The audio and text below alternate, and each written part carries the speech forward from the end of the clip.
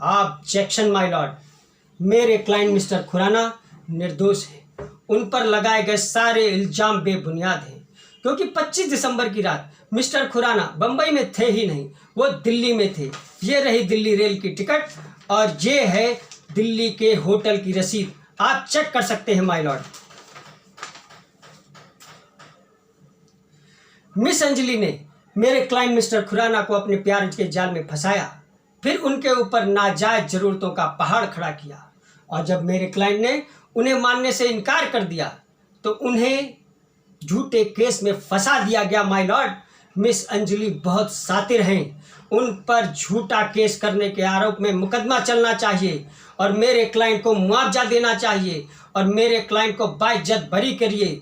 ये हमारी आपसे इल्तिजा है माय लॉर्ड। सत्यमेव जयते।